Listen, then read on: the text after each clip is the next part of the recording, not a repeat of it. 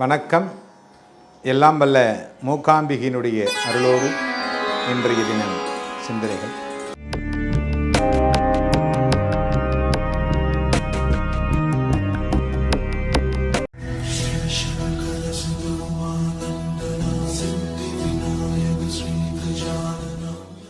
எல்லாரும் எதிர்பார்க்கிறது இந்த மகாலட்சுமி பணம் நிறைய வரணும், நிம்மதியாக இருக்கணும், சந்தோஷமாக இருக்கணும். இதுதான் எல்லாருடைய ஆசைகளும். இந்த ஆசையே படாமல் இருக்கணும் அப்படின்னாலும் இதுக்கு மகாலட்சுமி அனுகிரகம் பண்ணணும். ஒரு துறவி என்ன பண்ணாரு, ஒரு காட்டுல வாழ்ந்துகிட்டு இருந்தார். இந்த காட்டுல பாத்தீங்கன்னா துளசி, முல்லை, மருதாணி, மகாலட்சுமி பிடித்தமான மலர்கள், இதெல்லாம் அந்த நறுமணம் மிக்க மலர்கள் தான் அங்க இருந்தது. அதோடு இல்லாம ஒரு பசு வச்சிருந்தார்.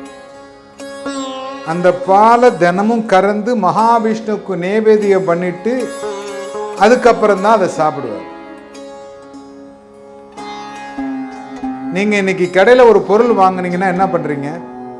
ஒரு 2 மாம்பழம் வாங்குவீங்க, வீட்டுக்கு கொண்டாந்து கொடுத்து அலம்பிட்டு பசங்களுக்கு சாப்பிட சொல்லுவீங்க. இது உங்களுடைய பழக்கம். ஆனா நாங்கெல்லாம் சின்ன வயசுல இருக்கிற போது மாம்பழம் வாங்கிட்டு வந்தாங்கன்னா அலம்பி கொண்டு போய் சுவாமி கிட்ட வைக்கணும். சாமி கிட்ட வச்சு அதை சுவாமிக்கு நேவேதியம் பண்ணதுக்கு அப்புறம் தான் நம்ம எடுத்துக்கலாம். அது எந்த பொருளாக இருந்தாலும் சுவாமி கிட்ட வச்சுட்டு தான் எடுக்கணும் அப்படிங்கிறது ஒரு பழக்கமா இருந்தது. சர்வமும் சிவார்ப்பணம் அப்படிங்கிற போது அதில் இருக்கக்கூடிய தோஷங்கள் நிவர்த்தியாகும்.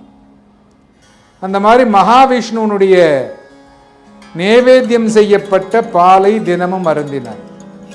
அதனால மகாலட்சுமி இங்க வாசம் செய்யணும்னு சொல்லி இறங்கி வந்துட்டார். மகாலட்சுமிக்கு ரொம்ப பிடிச்சு போச்சு அந்த இடம். அந்த ஆசிரமத்தில் அந்த சன்னியாசி முனிவரை கூப்பிட்டு,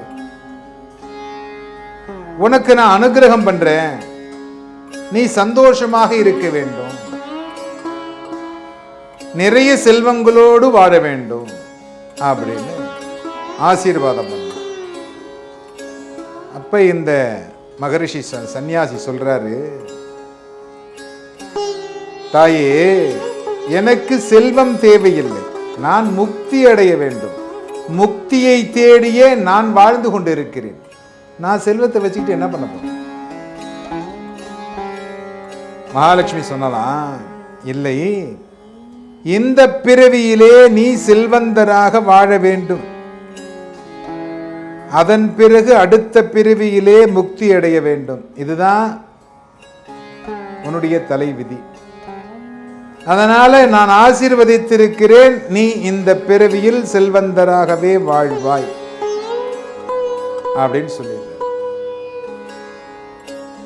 இந்த மகாலட்சுமியினுடைய ஆசீர்வாதத்தை முறியடிக்க வேண்டும். நாம இதுல முக்தி அடையணும், செல்வந்தராக வாழக்கூடாது அப்படிங்கிறது இந்த ஆசிரமத்தில் இருக்கக்கூடியவருடைய வேண்டுகோள்.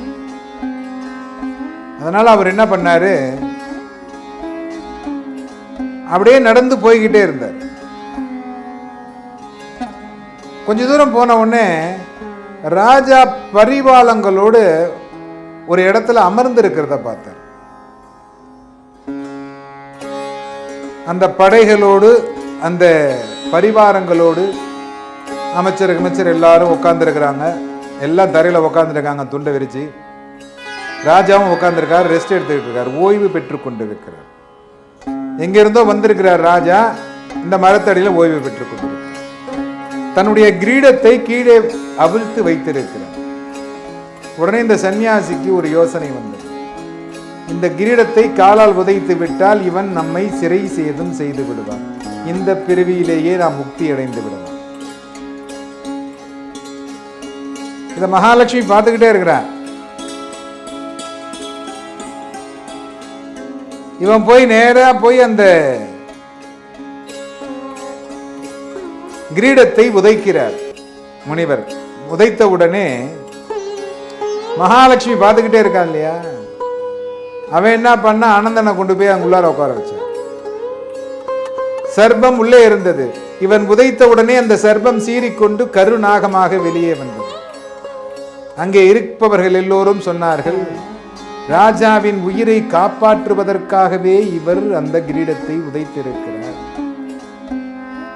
மிகப்பெரிய ஞானி.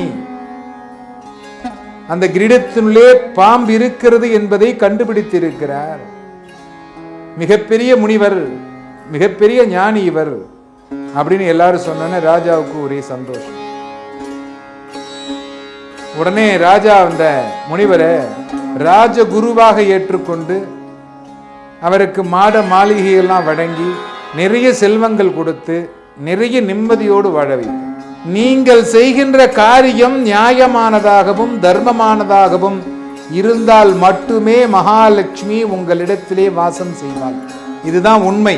மகாலட்சுமி உங்கள்கிட்ட வாசம் பண்றா அப்படின்னா தர்மமான முறையில் இருக்க வேண்டும், நியாயமான முறையில் இருக்க வேண்டும், ஹிருதயம் சுத்தமாக இருக்கணும். அப்பதான் மகாலட்சுமி வாசம். அதனால்தான் அந்த முனிவருக்கு அப்படி ஒரு பாக்கியம் கிடைத்தது.